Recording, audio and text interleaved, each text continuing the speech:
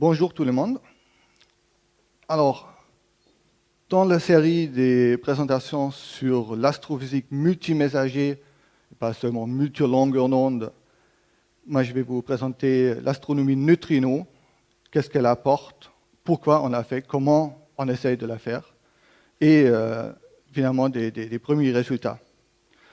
Le but, en gros, c'est de trouver des sources de neutrinos. Les petits nus là, c'est un faisceau de neutrinos qui nous parvient d'une source énergétique, un blazar. On va comprendre qu'est-ce que c'est. Et c'est extrêmement difficile de détecter des neutrinos. C'est-à-dire, maintenant, on essaye de combiner des informations de plusieurs messagers. C'est-à-dire, on essaye de voir en même temps les neutrinos et un faisceau de rayons gamma, par exemple, ou la lumière, ou visible, ou des rayons radio, une autre émission, voire des ondes gravitationnelles. Et tout ça ensemble, c'est-à-dire cette astrophysique, astronomie multimessager. Pour commencer, 2 mots sur ma personne, d'où je viens, pourquoi je présente les neutrinos ici. J'ai commencé mes recherches avec une thèse sur les rayons cosmiques de très haute énergie, de ultra haute énergie, avec l'observatoire Pierre Auger en Argentine. Il y avait une présentation hier. Après, j'ai commencé à travailler maintenant une dizaine d'années sur les neutrinos de haute énergie. J'ai cherché les sources dans le ciel pour voir d'où viennent ces neutrinos. Et on va voir les liens entre les rayons cosmiques et les neutrinos, parce qu'il y a un lien assez fort. Et finalement, il y a maintenant 6-7 années, j'ai commencé aussi de travailler sur les rayons gamma de très haute énergie avec des observatoires géniaux en Namibie, qui s'appelle HESS. Il y avait déjà une présentation plus tôt dans la semaine. Et avoir ce background, ces connaissances de plusieurs messagers, c'est-à-dire rayons cosmiques, rayons gamma et neutrinos, je suis quelque sorte naturellement devenu responsable dans ces observatoires des analyses et des observations dites multimessagers, c'est-à-dire on combine les données, on s'échange les données les unes avec les autres, et je travaille sur ça.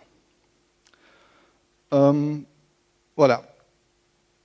L'astronomie neutrino, la présentation va être sur ces points-là, une petite introduction pour mettre le cadre.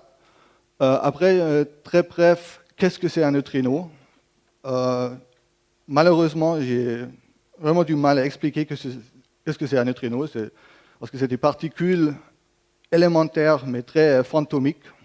On va juste discuter les propriétés qui sont importantes pour utiliser ces particules pour faire l'astronomie. On va discuter les neutrinos à très haute énergie, à haute énergie, astrophysique. Et après, on va voir comment on peut les détecter. C'est des particules qui sont fantomiques, qui traversent tout, mais on veut quand même les utiliser pour faire l'astronomie. Et après, je vais vous raconter comment on cherche ces sources astrophysiques de ces neutrinos, pour finir avec les résultats très récents qui ouvrent maintenant pour la première fois vraiment la voie de faire cette astrophysique multimessager qu'on a essayé de mettre en place pendant les 10-15 dernières années. Et à la fin, j'espère que vous pouvez répondre à ces questions-là, qui maintenant, au début de la présentation, vous paraissent peut-être bizarres. Par exemple, quel est le point commun entre des endroits sur la Terre tellement différents comme le lac Baïkal en Sibérie, l'Antarctique et la Côte d'Azur? Pourquoi est-ce qu'on regarde vers le bas pour observer le ciel? Ça, c'est une particularité des télescopes neutrinos, évidemment. Pourquoi est-ce qu'on veut faire l'astronomie neutrino? Quel est le message qui nous apporte les neutrinos en plus des rayons gamma, par exemple, ou de la lumière? Et finalement, qu'est-ce que c'est un blazar? Et qu'est-ce que c'est ce chiffre-là, TXS 05, 06? On verra tout ça ensemble. Alors, vous connaissez le ciel. Vous avez déjà vu des images du ciel. Ça, c'est le ciel vu en rayon radio, avec une fréquence autour de 400 MHz, des longueurs d'onde 70 cm, c'est-à-dire c'est le cœur de l'astronomie radio. On détecte, on parle en fréquence, on parle en longueur d'onde. C'est vraiment des ondes qui nous arrivent, des ondes électromagnétiques qui nous renseignent beaucoup sur la structure dans l'univers, surtout sur la structure magnétique de l'univers.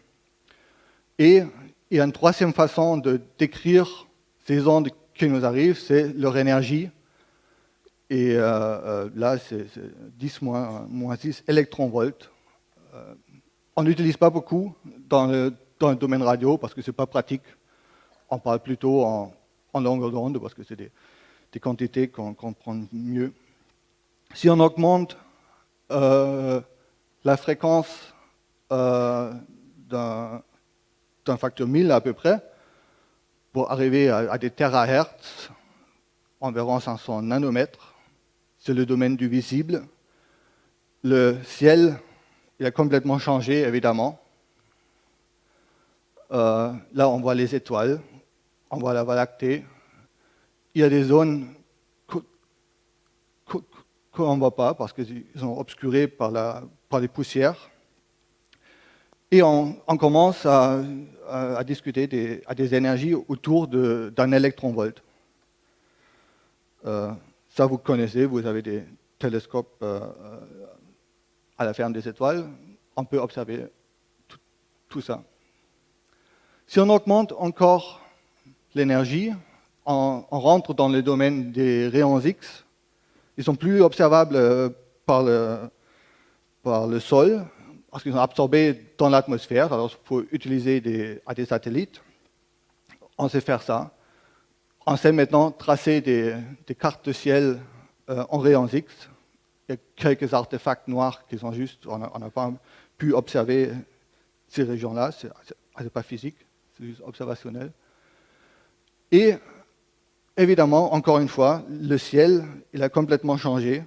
Là, on voit des accélérations de particules, des émissions, des sources énergétiques un peu partout dans l'univers et en fond diffus. Les énergies là, on commence à parler de kiloélectronvolts, c'est-à-dire des milliers d'électronvolts, et les fréquences et les longueurs d'onde ont moins d'importance, c'est-à-dire on commence à décrire la lumière en rayons X comme particules qui ont une énergie et moins dans l'approche qu'on utilise en radio et en visible en termes d'onde avec une fréquence et une longueur d'onde. C'est-à-dire là, on est dans le domaine des kiloélectronvolts, voire des centaines de kiloélectronvolts. On peut encore augmenter les énergies, là un gros saut, vers les rayons gamma. Encore une fois, le ciel il est complètement différent.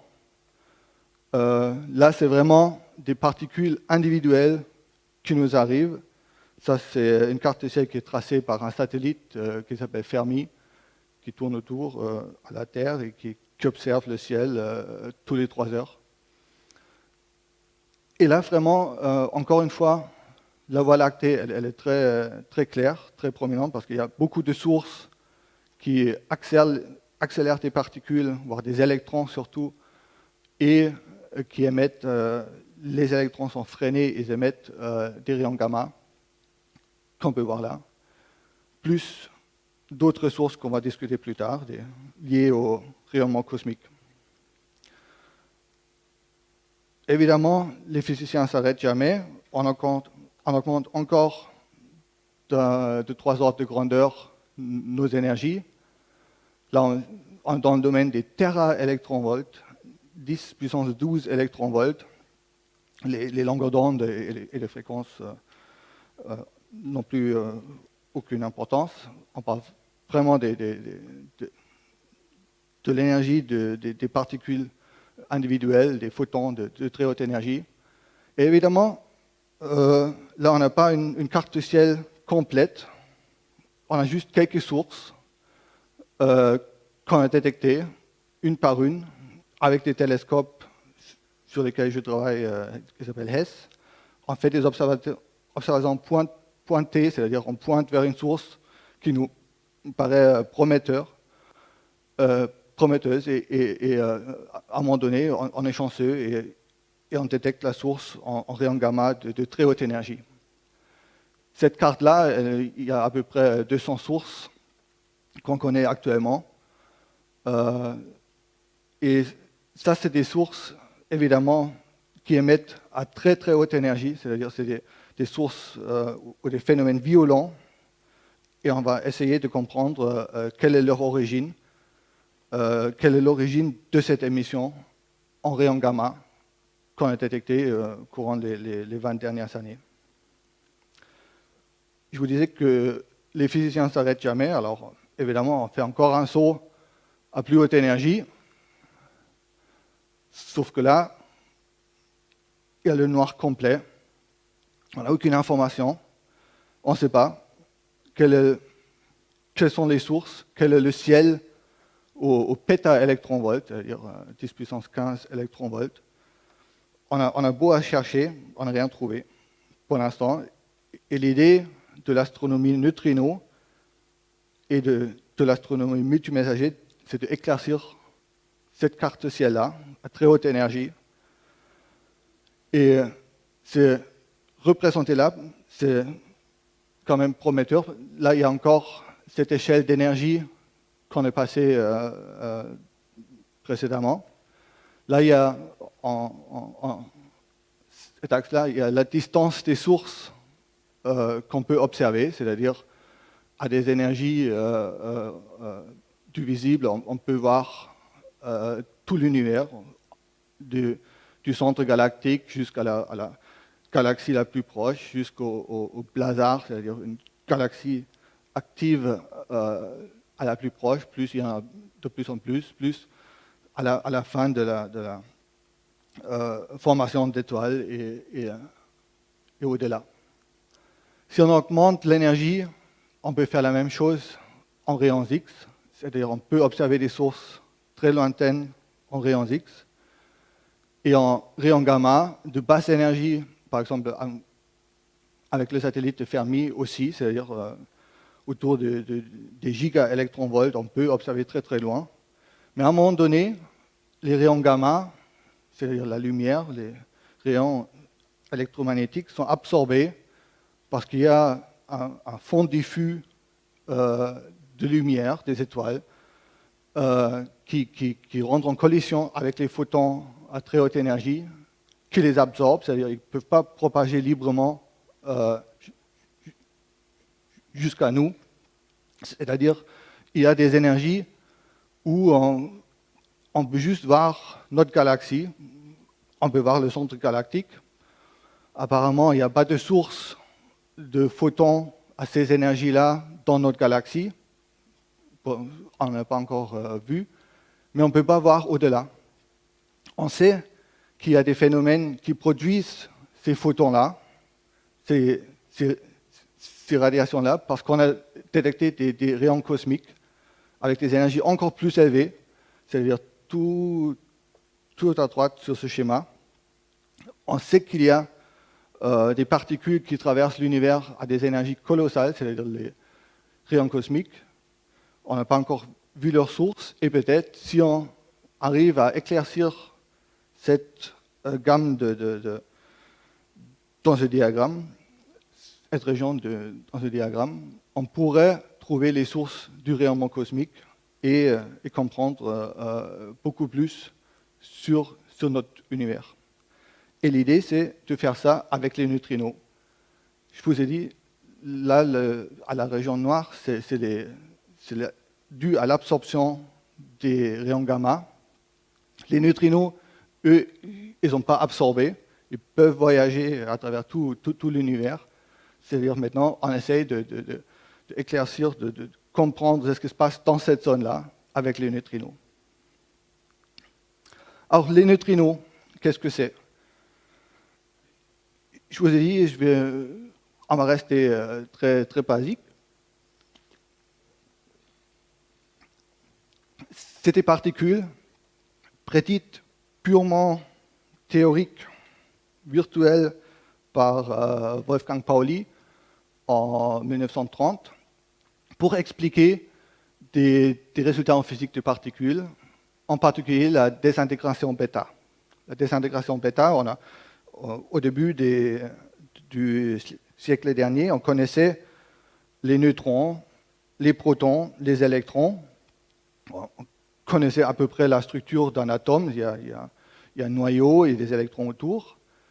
Et on a vu des changements dans ces noyaux, c'est-à-dire à un moment donné, il y a un neutron qui se transformait en proton dans le noyau, c'est-à-dire il reste collé dans le noyau de l'atome, et on a vu des électrons sortir.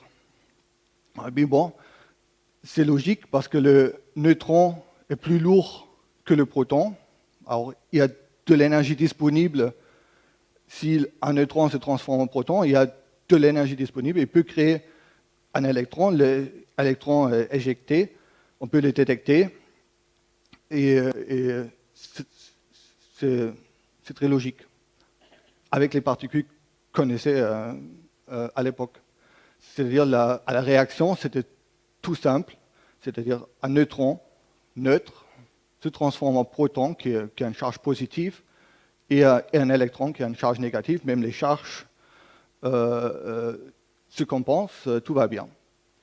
Si on trace maintenant l'énergie de ces électrons qui sont émis dans ce processus, on attend qu'ils ont tous la même énergie, c'est-à-dire la différence de masse entre un neutron et un proton, E égale mc2, les masses se transforment en énergie. On devrait mesurer les électrons qui sortent de ce processus toujours avec la même énergie. Évidemment, c'était difficile à mettre en place à l'expérience. À un moment donné, les expériences faites, on a trouvé ça. Ça ne collait pas du tout avec l'idée à l'époque comment se passe une désintégration bêta. Alors, il y a les gens qui ont commencé à réfléchir et Wolfgang Pauli, il a dit non, mais il y a quelque chose dans ce processus qui amène ou qui prend de l'énergie, c'est-à-dire l'énergie disponible là, elle est dispatchée entre un électron et autre chose. Cette autre chose, on n'a pas détecté, on a beau chercher tous les fuites d'énergie, toutes les particules qui en sortent, on n'a rien détecté. Alors il a dit, bon, c'est une particule neutre, parce que déjà les charges sont bien compensées par la charge du proton et les charges de l'électron. Alors c'est neutre, on ne peut pas le détecter, ça disparaît, mais ça amène à de l'énergie. On va appeler ça un petit neutron, un neutrino.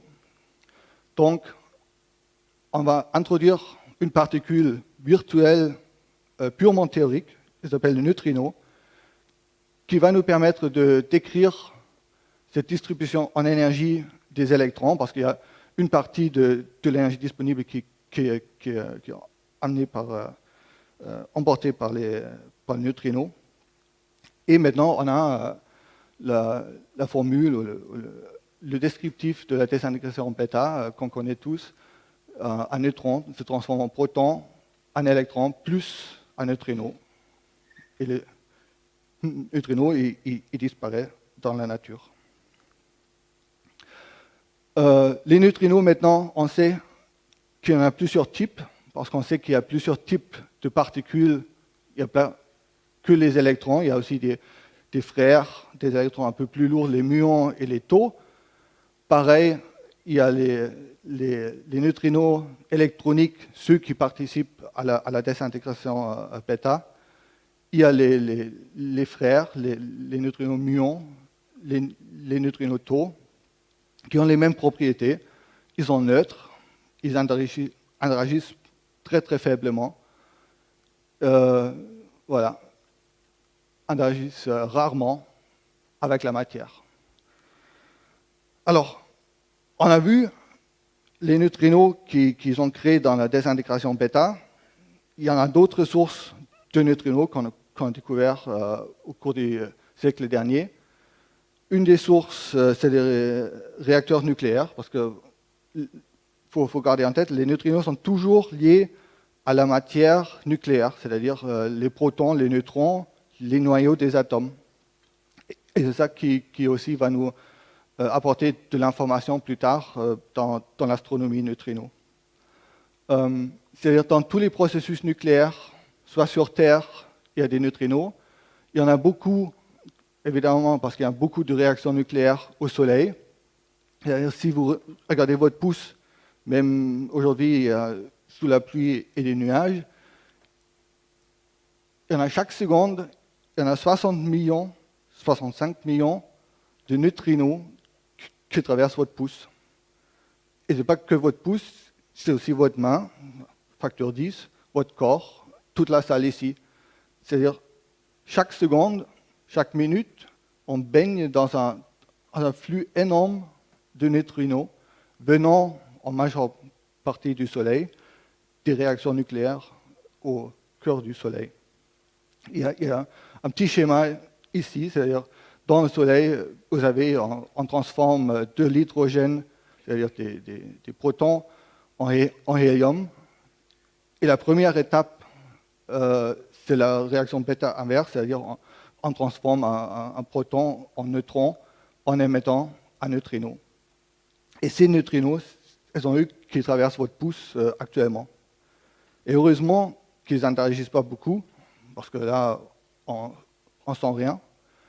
Et c'est dû à cette faible interaction des neutrinos.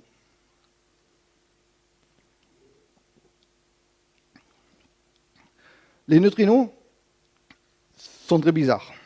Je pense que vous avez compris, c'est des particules qu'ils ont créées dans les réactions nucléaires, mais qui ne participent pas vraiment à toutes les autres interactions. Ils traversent la salle, ils traversent le Soleil, ils traversent même la Terre sans interagir, plus que ça. Et en plus, ils font une chose que seuls les neutrinos font.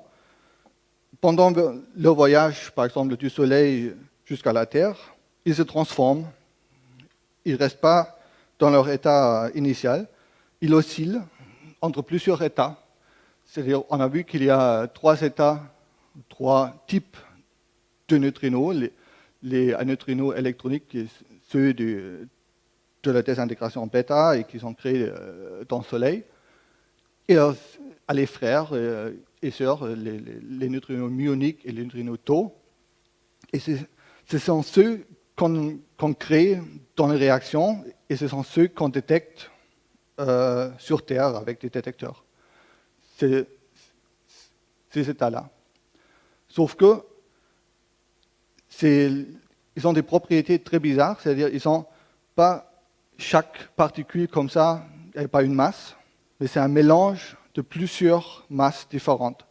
Il y a trois états, qu'on appelle trois particules massifs, et les trois particules électroniques, muoniques, tauoniques, ce n'est pas les mêmes que les états de masse. C'est très bizarre. C'est la même mécanique quantique, on ne va pas y rentrer dedans. Il faut seulement garder en tête que les neutrinos sont créés et détectés dans leur état de saveur. On appelle ça des saveurs, des électrons, muons et des taux, c'est des saveurs. Et pendant leur voyage, ils ne voyagent pas vraiment comme état de saveur, mais en mélange d'états massifs avec des vitesses, on peut dire, différentes, c'est-à-dire au cours de leur propagation entre le Soleil et la Terre, ils se transforment neutrino électronique qui est créé au cœur du Soleil, il va sortir du Soleil en étant un neutrino muonique, il va propager jusqu'à la Terre et va arriver en neutrino tau. C'est-à-dire, sur la Terre, si on commence à construire des détecteurs de neutrinos, on cherche évidemment des neutrinos électroniques, on va trouver juste un tiers. Et ça crée des discussions pendant des dizaines d'années que le flux de neutrinos détectés, le flux de neutrinos électroniques détectés sur Terre est juste un tiers du flux qu'on attendait. Pour nous, pour l'astronomie au sens propre, c'est-à-dire des sources astrophysiques lointaines, ces propriétés ne sont pas très importantes parce qu'ils ne changent pas ni les énergies des neutrinos qui nous arrivent, ni leur direction. C'est-à-dire qu'ils propagent, ils se transforment en muons ou en neutrinos muoniques, en neutrinos tau, mais ils gardent les propriétés essentielles, c'est-à-dire leur direction, c'est-à-dire on peut pointer vers leur origine, et ils gardent leur énergie, c'est-à-dire ils nous renseignent des processus de leur création. C'est ça qui est important pour nous. Alors, on a parlé des neutrinos du Soleil. Encore une fois, sur une échelle en énergie, ils sont un peu près on va dire à basse énergie, quelques dizaines de kiloélectronvolts. Il y a encore des neutrinos à beaucoup plus basse énergie. Ça, c'est les neutrinos qui sont créés dans le Big Bang. Ça, c'est l'écho du Big Bang, comme on a vu en ondes électromagnétiques avec le CMB.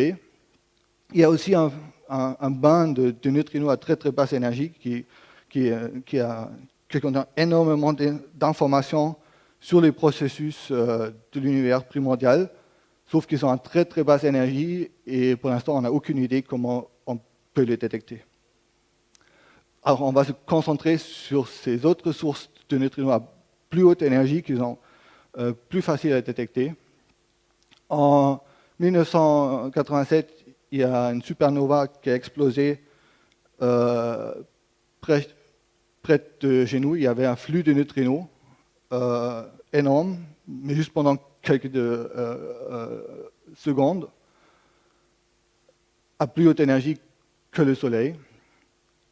Alors, les supernovas, il y a des processus nucléaires dedans. Alors, il y a forcément création de neutrinos. Au cours de l'univers, il y a toujours des supernovas qui explosent dans les galaxies lointaines. Si on fait la somme de tout ça, ça nous donne un flux quelque part par là. Je vous ai parlé des réacteurs nucléaires sur Terre. Réaction nucléaire, encore une fois. Création de neutrinos, c'est un flux de neutrinos qu'on a déjà détecté. J'en ai oublié des neutrinos terrestres. Dans la Terre, au cœur de la Terre, il y a du uranium, il y a encore une fois des réactions nucléaires, il y a des neutrinos qui sont créés, qui sortent de la Terre. C'est-à-dire, on n'est pas seulement envahi par les neutrinos du Soleil avec votre pouce qui nous tombent dessus, il y a aussi des neutrinos d'en bas qui sortent de la Terre. Et après, il y a tout un flux sur plusieurs gammes d'énergie et énormément de ordre de grandeur en flux, ce qu'on appelle des neutrinos atmosphériques. Ce sont ceux qui sont créés dans les gerbes atmosphériques initiés par les rayons cosmiques. C'est-à-dire on a un proton, pour rester simple, qui rentre dans l'atmosphère, qui crée ces gerbes atmosphériques avec une multitude de particules là-dedans, dont les neutrinos. C'est-à-dire, dans l'atmosphère, on crée aussi des neutrinos. Après, on pense qu'il y a des sources, les mêmes sources des rayons cosmiques. Ce sont ces sources-là qui accélèrent les rayons cosmiques et ce sont eux qui émettent les protons qui, à un moment donné, tapent sur la Terre. Mais au cours de route ou près de leur accélérateur, ces protons peuvent aussi faire une interaction avec d'autres protons ou d'autres particules et créer des neutrinos. Et ce sont ceux qu'on cherche quand on pense aux sources astrophysiques, c'est-à-dire les sources de neutrinos sont liées aux sources du rayonnement cosmique par ces interactions nucléaires. Et nous ici, on va évidemment se concentrer sur ces autres énergies, c'est-à-dire on va parler des neutrinos atmosphériques et on va chercher à identifier des sources astrophysiques. Alors, comment on peut détecter ces particules-là?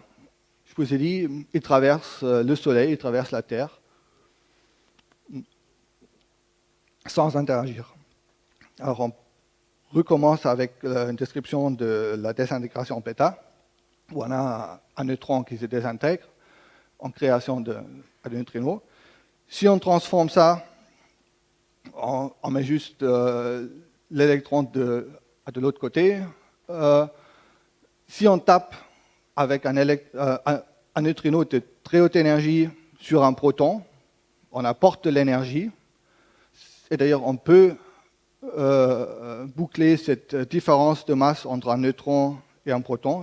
Je vous ai dit, le neutron est un tout petit peu plus lourd. C'est-à-dire, on peut transformer un proton en neutron. Et pour garder les charges équitables, comme ça, il faut transformer, il faut aussi créer l'antiparticule de l'électron en positron. C'est-à-dire, ça, c'est le processus désintégration bêta à l'envers. Alors, c'est simple. C'est-à-dire, on a trouvé un processus qui devrait exister une fois que les neutrinos ont assez d'énergie pour combler à la différence entre les protons et les neutrons. On met un faisceau de neutrinos sur une cible en protons et on crée des neutrons et des positrons. Et c'est cette chaîne-là qui a permis pour la première fois la détection et la preuve que les neutrinos existent réellement avec des neutrinos des réacteurs. Et avait un cible à côté, de l'eau, parce qu'il y a beaucoup de protons, et on a vu des neutrons et des positrons en sortir. À plus haute énergie, et plus intéressant pour nous, c'est la même réaction, mais avec des neutrinos muoniques. On peut faire ça parce que comme notre source qu'on cherche, c'est des sources astrophysiques, elles sont très loin, même si à la base, dans les sources de neutrinos, il n'y avait que des neutrinos électroniques, au cours de route, dû à ces oscillations, ils changent leur saveur, ils changent leurs propriétés. Sur Terre, on va aussi voir arriver des neutrinos muoniques. Et on peut faire exactement la même réaction, sauf qu'on remplace le positron par un muon qui est justement à l'écran frère de l'électron. Et il est juste plus lourd que l'électron, c'est-à-dire c'est exactement la même réaction, sauf que les particules qu'on crée ont des propriétés très intéressantes pour nous, parce que les électrons sont très difficiles à détecter. S'il y a un électron qui est créé dans l'eau, il peut émettre un peu de lumière, mais c'est très localisé. Et les muons, on va voir, sont beaucoup plus faciles à détecter parce qu'ils ont un temps de vie relativement long, de 2 microsecondes.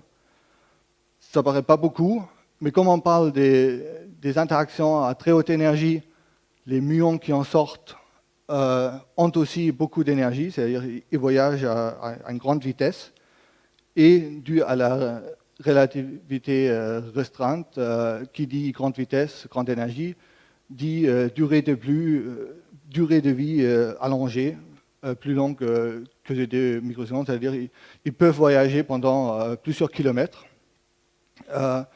Et comme ce ne sont pas des électrons qui sont arrêtés très très vite dans la matière, ils sont très peu absorbés, ils pénètrent un peu partout. Et vous avez peut-être vu ce graphique, c'est-à-dire c'est encore les gerbes atmosphériques qui sont créées à partir des protons dans l'atmosphère, où il y a une multitude de particules qui est créée. Il y a les neutrinos et il y a beaucoup de muons. Et même si on met des montagnes de roches entre nos détecteurs et ces gerbes atmosphériques, il y a toujours les muons qui traversent quelques kilomètres de roches avant d'être absorbés. Et évidemment, les neutrinos, ils continuent et ils traversent toute la Terre. Les neutrinos sont d'ailleurs les seules particules qui peuvent traverser la Terre, une propriété qui devient importante dans la suite. Alors, maintenant, on sait comment on peut arrêter les neutrinos, c'est-à-dire on a un faisceau de neutrinos, on met une cible avec des protons. Si on est chanceux, un des neutrinos va taper sur un des protons, il va se transformer en neutron, mais il va émettre un muon, si c'est un neutrino muonique. Et ces muons, la cible en protons, je vous ai dit, le plus simple, c'est de l'eau. Ces muons, ils vont voyager à très grande vitesse, avec une vitesse plus large que la vitesse de la lumière dans l'eau, qui est évidemment plus petite que la vitesse de la lumière dans le vide. Et il y a un effet qui se met en place, c'est l'effet Cherenkov. C'est-à-dire c'est une particule qui traverse un milieu transparent, de l'eau par exemple, à une vitesse supérieure à la vitesse de la lumière. Ça met de la lumière bleue dans les bleus, cohérent, c'est-à-dire on va avoir un cône de lumière qui est émis par ce muon. Alors là, on a pratiquement toutes les pièces du puzzle, comment on peut détecter les neutrinos. On a un faisceau, on espère qu'il existe quelque part, un faisceau de neutrinos muoniques de haute énergie. On a une cible en eau avec beaucoup de protons. Les neutrinos rentrent en collision avec les protons, transforment en neutrons, émettent un muon. Le muon traverse sur des kilomètres l'eau qu'on a mis dans le faisceau des neutrinos. Et il y a de la lumière Cherenkov qui est émise par les muons. Reste à détecter la lumière de ces muons pour après reconstruire la direction du muon et après la direction du neutrino. Voilà. Alors tout ce qu'il nous faut, c'est un réseau tridimensionnel de détecteurs de lumière dans un milieu transparent. Une piscine, c'est assez simple. Sauf que ça serait mieux si c'est à l'abri, c'est-à-dire en grande profondeur, parce qu'on veut se protéger de tous les rayonnements cosmiques, ces gerbes atmosphériques qui nous tombent dessus constamment. Et aussi, on veut évidemment se mettre à l'abri de la lumière, parce que la lumière Cherenkov, on peut la détecter, mais elle est très très très très faible. C'est-à-dire dès qu'il y a une source de lumière naturelle un peu autour, ça brouille tous les signaux qu'on peut espérer. L'autre problème, c'est un problème de taille, parce que si on fait le calcul, on connaît maintenant dans la physique des particules la probabilité d'interaction d'un neutrino avec un noyau. On sait qu'il faut beaucoup de noyaux pour arrêter notre faisceau de neutrinos. C'est-à-dire beaucoup, on parle de milliards de mètres cubes, c'est-à-dire des kilomètres cubes. On peut commencer à construire une piscine d'1 kilomètre sur 1 kilomètre sur 1 kilomètre de profondeur, mais c'est pas facile et c'est un peu cher, je pense. Alors, on cherche évidemment des milieux naturels, comme les océans ou la glace. La glace, c'est juste de l'eau, qui est aussi transparent. Et là, on peut installer des détecteurs de neutrinos, c'est-à-dire des réseaux tridimensionnels de détecteurs de lumière. C'est-à-dire, là, il y a un schéma d'un détecteur, c'est-à-dire on a des lignes dans la glace du pôle sud, on va en revenir dans les détails tout de suite. avec des capteurs de lumière, quelques kilomètres de profondeur. Et à un moment donné, il y a un neutrino qui rentre dans le détecteur, on ne le voit pas. À un moment donné, il tape sur un proton dans la glace. Il y a le muon qui en sort, qui émet la lumière Cherenkov. Et cette lumière, on peut la voir. Il y a les détecteurs de lumière qui captent la lumière et on peut reconstruire la trace de ce muon. Alors, on a tous les éléments maintenant en place pour commencer à faire l'astronomie neutrino. L'idée, c'est qu'il y a des neutrinos qui proviennent du cosmos, de l'univers, d'une source. Ils rencontrent la Terre, ils traversent la Terre, c'est les seules particules qui peuvent faire ça. Ils traversent la Terre, à un moment donné, ils émergent de l'autre côté, ils tapent, là c'est dans l'eau, un proton dans l'eau, et comme par chance, on a installé ce détecteur tridimensionnel de capteur de lumière dans cet endroit-là, qui capte la lumière Cherenkov des muons qui traversent l'eau. Reste à construire ces capteurs de lumière dans les océans ou dans la glace. L'idée était là, dès des années 50-60 du siècle dernier, mais il y avait plusieurs tentatives, par exemple à Hawaï, où les Américains ont commencé à construire un télescope.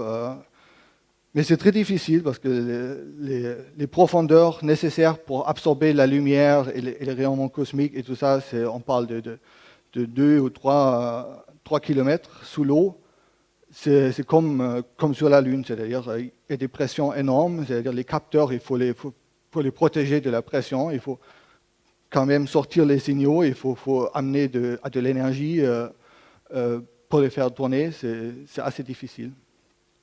Actuellement, il y en a 3 télescopes majeurs qui sont en opération. Il y en a un dans le lac Baïkal, en Sibérie. Il y en a un sur lequel moi je travaille au large de Toulon et la Seine-sur-Mer en France. Et il y a le plus grand qui est installé dans la glace du pôle sud. Le télescope au lac de Baïkal, c'est le plus ancien des télescopes à neutrinos. Ils ont lancé ce projet dans les années 80.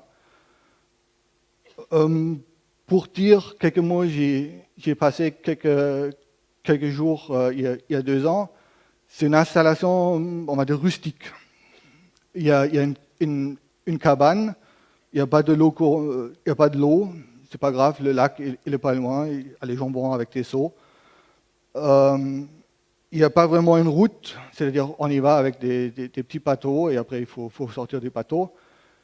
Il y a une ligne de train qui passe juste devant le bâtiment là.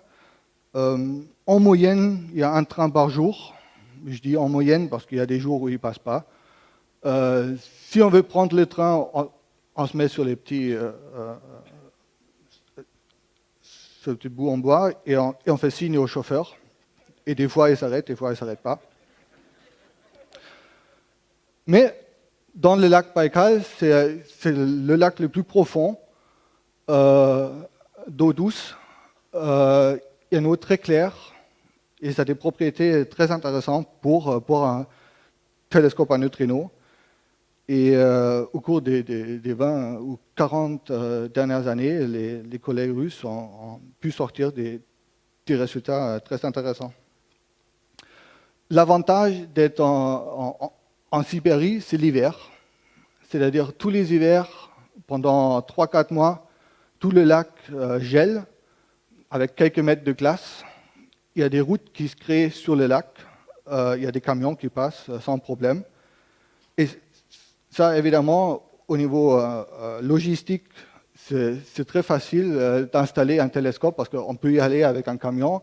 On décharge les capteurs de lumière. Les gens creusent des trous dans la glace et installent finalement sur un support solide tranquillement les capteurs sous l'eau à 1000 mètres de profondeur. Dans des zones un peu plus agréables, il y a Antares, je vous disais, c'est au large de Toulon, à quelques kilomètres de la côte. Il y a un grand câble qui relie le site qui est à 2800 mètres sous l'eau à la côte, à la Seine-sur-Mer, où on a une jolie villa avec tout le centre de contrôle et les ordinateurs. Le détecteur, l'installation a commencé en 2005, elle était terminée en 2007. On continue à prendre des données, peut-être jusqu'à l'année prochaine.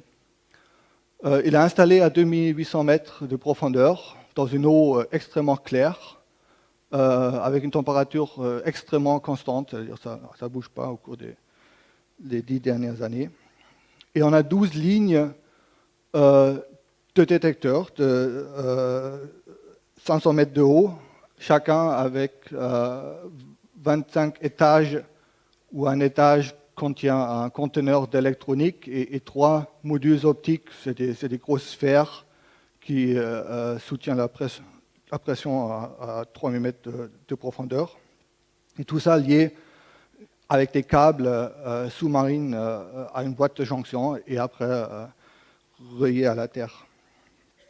Les lignes comme ça, sur un bateau, on voit les 25 étages, chacun avec les 3 modules optiques, qu'on appelle ça les capteurs de lumière, une bouée qui tient toute la ligne pratiquement à la verticale, mais la bouée reste dans l'eau, c'est-à-dire elle est à 2000 mètres sous l'eau, mais elle flotte, c'est-à-dire elle tire la ligne vers le haut.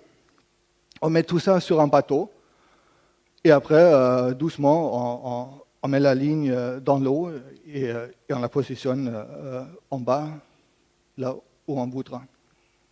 Après, on a la ligne, mais il faut encore la relier à cette boîte de jonction et à la Terre. Et là, il y a nos collègues de Ifremer qui nous aident avec le Nautil, avec des robots sous-marines qui peuvent faire des connexions sous l'eau. C'est-à-dire là, par exemple, c'est sous l'eau, c'est une image prise à 2800 mètres. C'est cette boîte de jonction, c'est une espèce de multiprise où on a des connecteurs et après, c'est le bras du robot qui arrive et qui branche un câble sous-marin. Le câble, après, est déroulé jusqu'à la ligne qu'on vient de poser et connecté. Et comme ça, la ligne est connectée à cette boîte de jonction, à cette multiprise, et les données sont après envoyées. Le futur, c'est-à-dire, je viens de dire qu'on va peut-être arrêter Antares à l'année prochaine. Le futur des télescopes à neutrinos en Europe, ça s'appelle KM3Net. C'est un réseau avec plusieurs centaines, là, dans Antares on avait 12, avec plusieurs centaines de lignes, des capteurs un peu différents, un peu améliorés, sur 2 sites. Il y en a un toujours à côté du site d'Antares, au large de Toulon, et un deuxième site en Italie. La construction est lancée. On a rencontré quelques soucis techniques parce que, je vous disais, c'est pas facile de travailler à 3000 mètres sous l'eau. Mais on a l'espoir de finir ça au début des années 2020. Pour concurrencer finalement IceCube, qui est un projet américain, beaucoup de collègues américains, mais pas seulement, qui est installé à côté de la station Amundsen Scott au pôle sud, à 3000 mètres sous le pôle, c'est dans la glace, un détecteur avec 86 lignes, 5000 modules de détecteurs de lumière. On va voir juste là une photo du pôle sud, parce qu'il y a beaucoup de projets astronomiques qui se font autour de la station centrale. Il y a BICEP et Keck qui ont vu les polarisations des ondes primordiales. Il y a le South Pole Telescope, un télescope radio, et il y a la station IceCube et le détecteur IceCube est en dessous de cette station-là. Alors, comment on construit un réseau tridimensionnel de capteurs de lumière sous la glace? On commence à faire fondre la neige qui est en surface avec un engin qui chauffe, qu'on peut descendre, et après on met un tuyau d'eau chaude qui creuse, tout simplement, qui descend par la gravité et qui creuse ces trous de quelques dizaines de centimètres de large et 3 km de profondeur. Ça a l'air très simple, sauf que pour avoir de l'eau chaude, il faut amener du carburant au pôle sud et tout ça, c'est toute une logistique.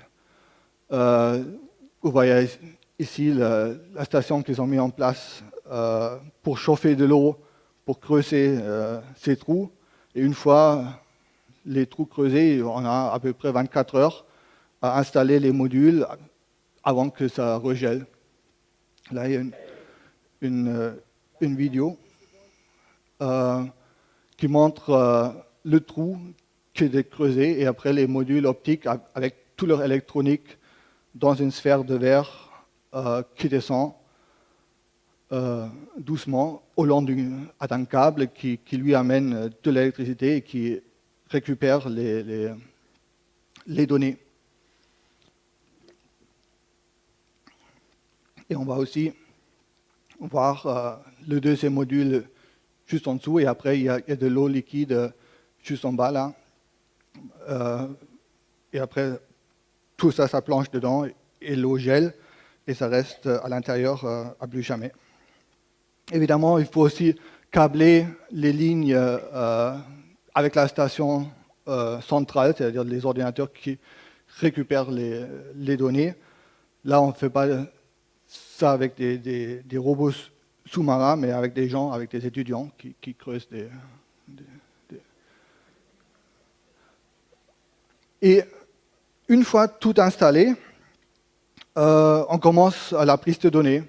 C'est-à-dire, on lance le détecteur, on récupère les données, et c'est ça ce qu'on va voir. C'est-à-dire, c'est des données brutes d'IceCube, c'est en ralenti, c'est 10 millisecondes, c'est un centième de seconde. On va avoir les détecteurs de lumière s'allumer les unes après les autres, et on peut en reconstruire les directions des particules qui ont traversé le détecteur. Et je vous rappelle, c'est une centième de seconde. Et on fait ça 24 heures sur 24, tous les jours, tous les ans, depuis 7 ou 8 ans. On va le repasser, cette vidéo, et je vous demande de faire attention de la direction reconstruite, c'est-à-dire les lignes vertes. C'est les directions reconstruites des particules qui ont traversé le détecteur. Et vous remarquez que toutes les particules viennent du haut. C'est-à-dire c'est tous des particules qui tombent, qui traversent la glace et qui traversent le détecteur venant du haut. C'est-à-dire c'est tous des muons créés dans les gerbes atmosphériques au-dessus du pôle sud, qui même à 2000 mètres sous la glace, sont quand même un bruit de fond énorme qui traverse le détecteur et qui crée énormément de traces. Mais ce n'est pas ces traces-là qui nous intéressent. Nous, on veut les éliminer. C'est-à-dire, un télescope à neutrinos, il y a beaucoup de sources de lumière parasite ou de traces ou de particules qu'on peut détecter autres que les neutrinos. C'est-à-dire, dans un schéma très simple, où on a la Terre, on a les océans, par exemple la Méditerranée, avec un télescope à neutrinos, et l'atmosphère autour. Quelles sont les données qu'on va recevoir par les télescopes? C'est-à-dire, la première source, c'est ce qu'on vient de voir, c'est vraiment des des gerbes atmosphériques, c'est-à-dire les rayons cosmiques qui tapent l'atmosphère, qui créent des gerbes, qui créent des muons. Les muons traversent le détecteur venant du haut. Évidemment, on peut les éliminer assez facilement parce qu'on connaît leur direction et on va chercher d'autres signaux venant du bas. Sauf que venant du bas, il y a aussi des rayons cosmiques qui rentrent dans l'atmosphère en Antarctique ou pour Antares ou en Australie.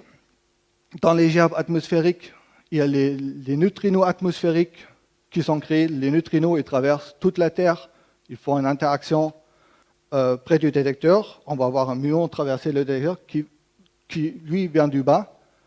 C'est un vrai neutrino, mais ce n'est pas ce qui nous intéresse, parce que nous, on est intéressé par les neutrinos qui sont créés en dehors de l'atmosphère, qui eux, traversent l'atmosphère, toute la Terre, et font une interaction.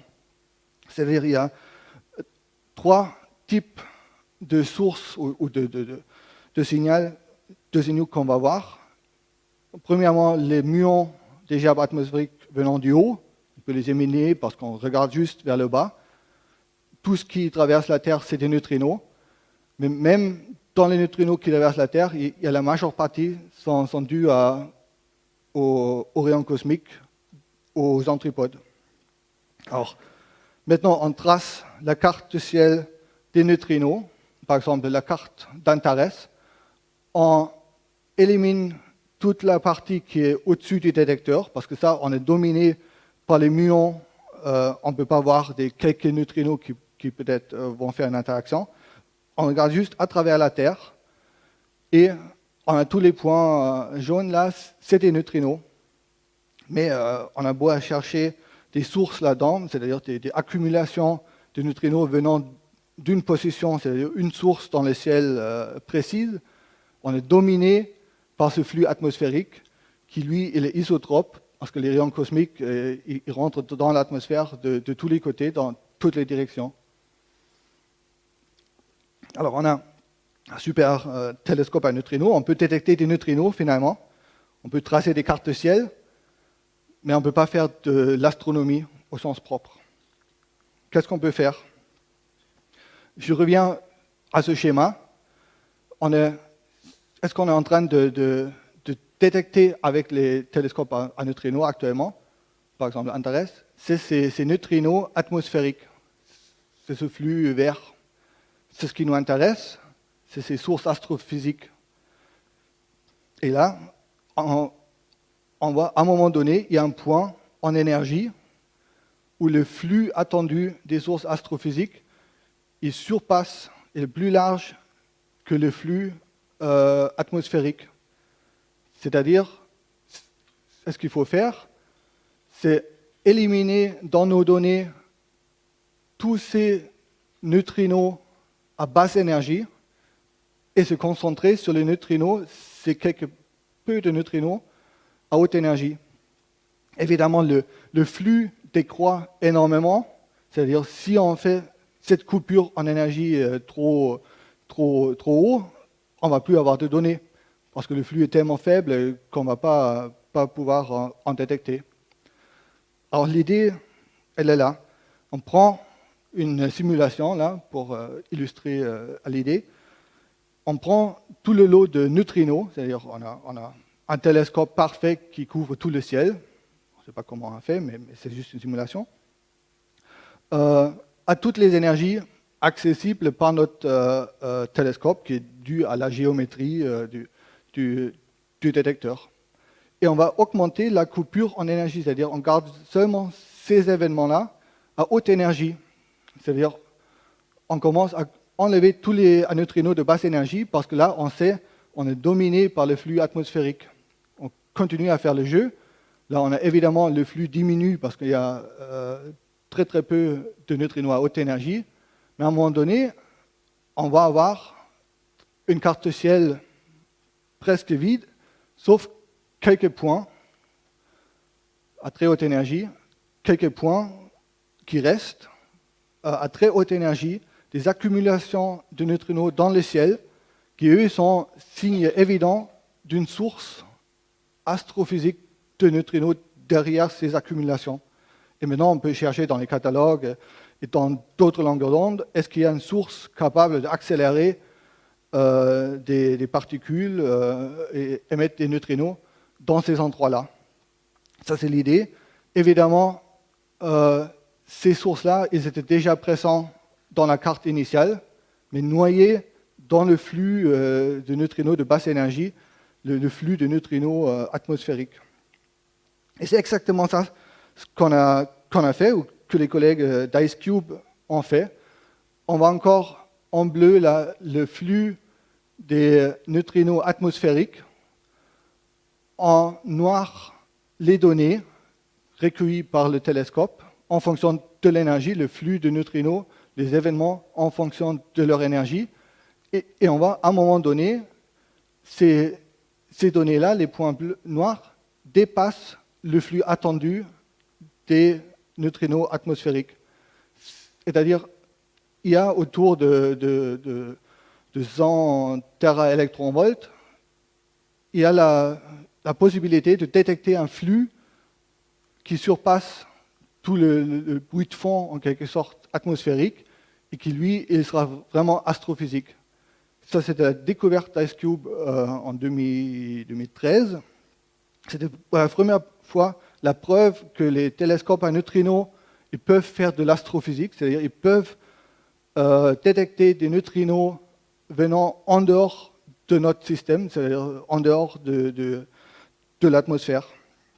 Et maintenant, on peut utiliser ça, c'est-à-dire en sélectionnant juste ces événements-là, où on est à peu près sûr qu'ils sont d'origine astrophysique, on peut tracer des cartes ciel. C'est-à-dire, on commence avec une carte ciel tout azimut de tous les neutrinos d'IceCube, tous les neutrinos, c'est-à-dire aussi ceux de basse énergie, et on impose une coupure en énergie en gardant seulement ceux à très très haute énergie où on a une probabilité qui sont d'origine astrophysique. C'est cette carte-là, et on reste qu'une soixantaine dans des années de données. On fait une carte ciel comme ça, et maintenant on cherche des accumulations. À un moment donné, on pensait qu'il y avait un point chaud là quelque part près du centre galactique, parce que le plan galactique il est là au plein milieu de la carte. Mais au cours d'autres années de prise de données, ça ne s'est pas avéré. Alors, ça c'est une carte des neutrinos astrophysiques, mais malheureusement, on ne peut pas identifier des sources. On a beau chercher, il y en a des endroits, tous les neutrinos en numéro, il y en a très très peu, où il y en a deux, ou il n'y a aucun endroit, il y en a trois qui sont très près les unes des autres. Il n'y a pas d'accumulation, c'est-à-dire il n'y a pas de point fort ou point qui nous pointe vers une source. Alors qu'est-ce qu'on peut faire? On peut faire ce qu'on appelle l'approche multimessager. On a maintenant un flux de neutrinos identifiés venant de l'univers violent, lointain, et on peut combiner ces informations-là avec d'autres informations de l'univers. On va passer ça juste pour dire, il y a par exemple, si on combine des rayons gamma et des neutrinos, dans tous les deux, il y a des avantages et des inconvénients. Les rayons gamma, vous avez vu plus tôt dans la semaine, leur détection est assez facile. Il faut quand même des gros télescopes comme ceux de Hess en Namibie, mais on en voit tous les nuits. On peut identifier les sources, c'est-à-dire on peut localiser les sources assez précisément. Leur inconvénient, en quelque sorte, c'est que l'origine de ces rayons gamma, il est incertain. Il y a des électrons qui sont accélérés un peu dans toutes les sources, qui peuvent créer des rayons gamma. C'est-à-dire, on voit des sources de rayons gamma, mais on ne sait pas si c'est des sources hadroniques, c'est-à-dire est-ce qu'il y a des protons, des rayonnements cosmiques dedans, ou est-ce qu'il y a juste des électrons. Et comme on a vu au tout début de la présentation, la propagation de ces rayons gamma elle est limitée, on a accès juste à l'univers proche. Les neutrinos, eux, on a vu qu'ils ont créé forcément dans une réaction nucléaire, c'est-à-dire à l'origine d'un neutrino de très haute énergie astrophysique, il y a forcément un proton de rayonnement cosmique dans un accélérateur cosmique.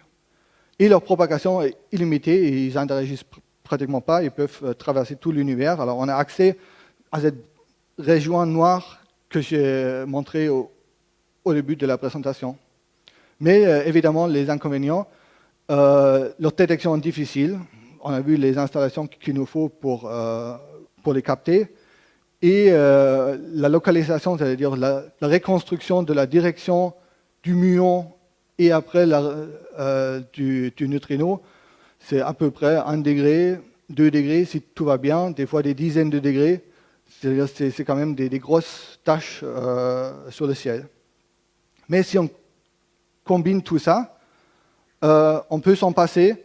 C'est-à-dire si on a en même temps une détection de rayons gamma et de neutrinos, on a une localisation précise, on a beaucoup d'informations parce que la détection des gamma est facile, mais on sait que l'origine des gamma et des neutrinos est liée au rayonnement cosmique, à des réactions nucléaires, et avec les neutrinos, on peut même voir à des sources plus loin. Alors, on fait le lien, c'est-à-dire on essaye de trouver des corrélations entre la carte ciel apportée en rayon gamma, à la carte ciel qu'on a vue au début du satellite Fermi, et la carte ciel des neutrinos de haute énergie d'Antares. Et on a joué les jeux, on a essayé de voir des corrélations. Est-ce qu'il y a des sources en rayon gamma qui émettent en même temps des neutrinos? On n'en a pas trouvé. Moi, j'ai passé 2 ans à faire ces corrélations dans tous les sens, avec des coupures en énergie diverses et variées, avec des sources présélectionnées dans les gamma. On n'en a pas trouvé. Alors, est-ce que cette approche multimessager ne fonctionne pas? Est-ce que c'est juste une bonne idée?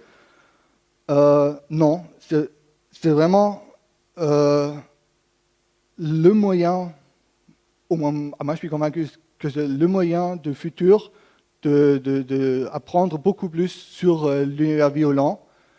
Et à la fin de cette conférence, je vais vous présenter les derniers résultats. C'est le premier indice d'une source astrophysique de neutrinos, c'est-à-dire on a pu identifier la première source qui, comme les neutrinos sont liés à ces interactions nucléaires, est peut-être le premier indice d'une source de rayonnement cosmique de très haute énergie, quelque chose qu'on cherche depuis plus de 100 ans. On vient de publier une publication signée par plus de 1000 chercheurs d'une quinzaine d'expériences il y a même pas un mois. Et tout ça, ça s'est passé, l'événement, les données qu'on a recueillies, on les a recueillies en septembre dernier. C'est pour ça que j'appelle ça la deuxième révolution de 2017. La première étant évidemment la détection en même temps des ondes gravitationnelles et de la lumière en août dernier. Alors, qu'est-ce qu'on a vu? Tout a commencé par la détection d'un neutrino de très haute énergie, de 300 TeV à peu près, par IceCube. Là, on voit le détecteur IceCube sous le pôle sud. On voit la lumière émise par le muon qui a traversé le détecteur. Il y a énormément de lumière, c'est-à-dire il y a énormément d'énergie, 300 TeV, qui est déposée dans la glace. Les collègues IceCube, ils ont mis en place un système d'alerte automatique dès qu'ils voient un événement de ce type. Ils alertent tous les télescopes du monde en disant « Nous, on a vu un neutrino venant à peu près de cette direction avec les propriétés associées. » Ils ont envoyé l'alerte aux observatoires et tout le monde a commencé à observer. Pour la première fois, c'est-à-dire ce n'était pas le premier neutrino, ce n'était pas la première alerte qu'ils ont envoyée, c'était à peu près la dizaine. Mais pour la première fois, on a vu un blazar, ce qui est un noyau actif de galaxies lointains avec des jets de particules dirigées vers la Terre dans la même direction. C'est-à-dire, je parlais des grosses taches sur le ciel, la reconstruction de la direction des neutrinos, c'est ces taches-là. 50% de probabilité, c'est le cercle noir. Et à l'intérieur de ce cercle, on a pu identifier un blazar. En soi, ce n'est pas un résultat phénoménal, parce qu'il y a des blazars, on les connaît, il y en a partout. Si on met un cercle d'1 degré quelque part sur le ciel, il y a pratiquement 100% de chance de tomber sur un blazar. Mais ce blazar-là, il était en activité, c'est-à-dire il y avait une activité sans précédent pour ce blazar dans toutes les longueurs d'onde, c'est-à-dire en visible, en rayon X, même en rayon gamma de très haute énergie, détecté en même temps que les neutrinos. C'est-à-dire, pendant plusieurs semaines, autour du temps d'arrivée, on a pu reconstruire l'émission en ondes électromagnétiques de ce blazar. Et ça, mettant ensemble ces deux informations, c'est-à-dire on a un blazar dans la même direction qui montre une forte activité en même temps que la détection du neutrino, ça devient improbable et nous donne confiance à cette corrélation entre les deux phénomènes. Ça, c'est la courbe de lumière, c'est-à-dire le montant, le flux de rayons gamma détecté pendant une dizaine d'années. Et là, à la fin, pendant le temps d'arrivée de détection du neutrino, il y a cette forte augmentation du flux d'un facteur 6 ou 7 au maximum. Alors, pour mieux comprendre ce qui s'est passé, on a beaucoup de données. Beaucoup d'observatoires du monde ont participé à ce suivi pour caractériser le blazar, pour déterminer sa distance, pour voir jusqu'à quelle énergie il émet en rayon gamma. Il y a tous ces observatoires qui ont participé. Des satellites, j'en ai montré des données du satellite Fermi. Il y avait aussi des satellites en rayon X qui ont observé. Il y a énormément de données. Évidemment, maintenant, il faut digérer tout ça. Il faut mettre tout ça en confrontation avec des modèles d'accélération de particules. Mais pour l'instant, tout semble confirmer l'idée que ce blazar, il a émis le neutrino. Et bien, après quelques mois de recherche avant la publication le mois dernier, évidemment, on a essayé de tracer l'histoire de ce phénomène. Et je vais vous, dans les dernières minutes de cette présentation, vous raconter cette histoire de cette première source de neutrinos. Alors, attendez. Alors, tout a commencé, évidemment, bien longtemps dans une galaxie lointaine, très lointaine. J'espère que ça a réveillé les derniers...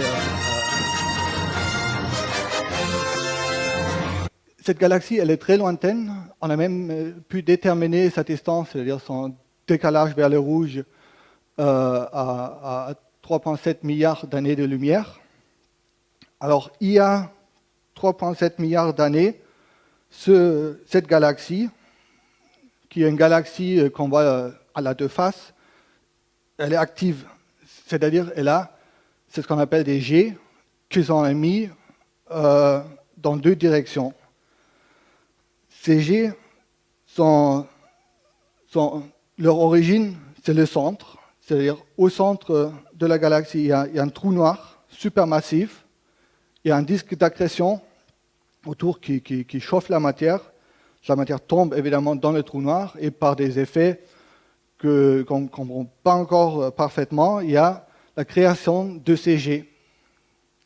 À l'intérieur de ces jets, qui sont des phénomènes extrêmement violents et variables dans le temps, il y a une multitude de particules qui sont émises dans deux directions. Il y a des protons du rayonnement cosmique qui, eux, comme ils sont chargés, sont déviés par les champs magnétiques qui sont autour de la source, ou même s'ils propagent plus lointain, il y a toujours des champs magnétiques dans l'univers, c'est-à-dire les protons sont déviés, on ne peut plus les voir. lorsqu'ils passent quelque part ailleurs, ils peuvent revenir, mais ils vont plus pointer vers leur origine. En même temps, dans ces jets, il y a des rayons gamma. Les rayons gamma perdent leur énergie, ils traversent le milieu interstellaire, intergalactique, parce qu'il où il y a toujours un fond de lumière extragalactique, la lumière des étoiles. Les deux photons de basse énergie, parce que c'est la lumière des étoiles, et les rayons gamma se rencontrent, ils créent des paires d'électrons et positrons qui, eux, émettent des rayons gamma à plus basse énergie. C'est-à-dire une fraction des rayons gamma est absorbée, mais tout le reste continue le voyage dans ces faisceaux, dans ces jets vers la Terre. Les neutrinos, qui eux sont créés aussi par les protons du rayonnement cosmique, dans ces jets ou dans ce blazar, ils voyagent vers la Terre, ils changent de couleur, c'est-à-dire ils font leur oscillation de saveur, ils se transforment entre électrons, muoniques et neutrinos tau. Mais comme je disais, ils gardent leur énergie et leur direction. Et à un moment donné, 3,7 milliards d'années plus tard, tout ce faisceau, c'est-à-dire les gamma qui restent et les neutrinos, ils arrivent sur Terre. Et heureusement, on était prêts. Sous la glace du pôle sud, il y a le détecteur IceCube qui est installé. Et dans les milliards et milliards de neutrinos qui ont traversé la Terre dans ce faisceau, ce moment-là, il y en a un seul qui a interagi, qui a créé un muon. Et ce muon, il a traversé les capteurs de lumière d'IceCube, ce qui a donné l'événement, le fameux événement IceCube 170922, c'est-à-dire le 22 septembre 2017. L'alerte est donnée à tous les télescopes. Le satellite Fermi autour de la Terre capte les rayons gamma qui sont dans ce faisceau, qui permet de localiser précisément la source à l'intérieur de la boîte d'erreur, c'est-à-dire l'incertitude du neutrino, qui pointe vraiment vers le blazar. Et le blazar, il était déjà connu, mais il était très calme au cours pendant 10 ans, mais il était connu sous le nom Texas, TXS 0506 plus 056.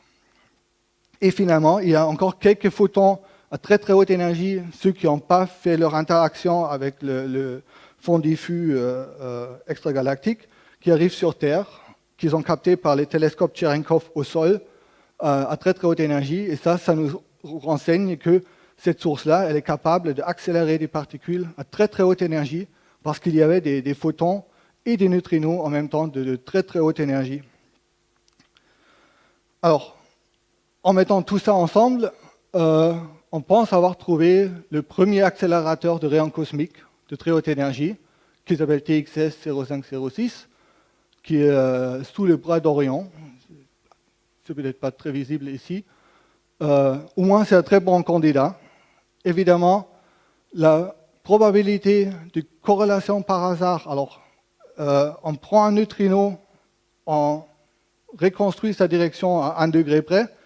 Quelle est la probabilité de trouver un blazar à l'intérieur de cette boîte d'1 degré qui est, lui, en activité en même temps? C'est 1 pour 1000. C'est pas rien, mais c'est pas une certitude absolue. C'est-à-dire, l'idée maintenant, il faut observer beaucoup plus de ces événements-là pour vraiment prouver que c'est les blazars qui font toutes les rayons cosmiques, ou au moins une partie. Ça m'amène à la conclusion de la présentation.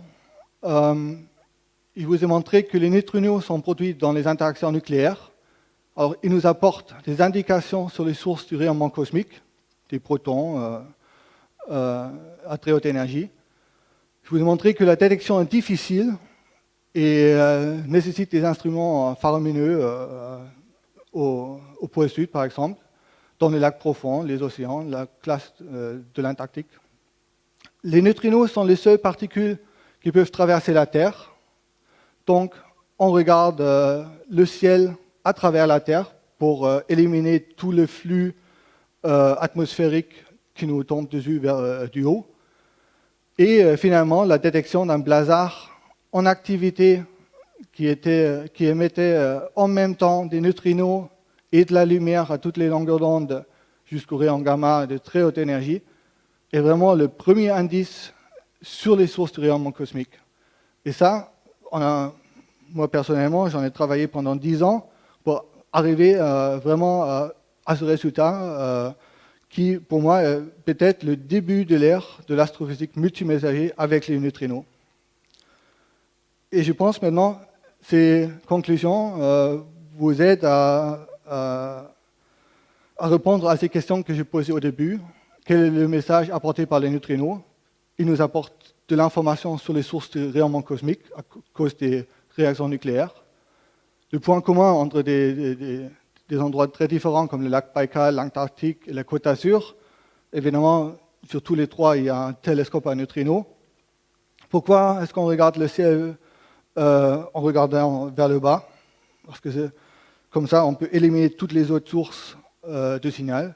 Un blazar, c'est une galaxie active avec un G qui pointe vers la Terre. Et TXS, c'est le premier indice d'une source de rayonnement cosmique. Je vous remercie et je vous remercie aussi tous les collègues qui ont pu permettre d'utiliser les simulations et autres. Merci.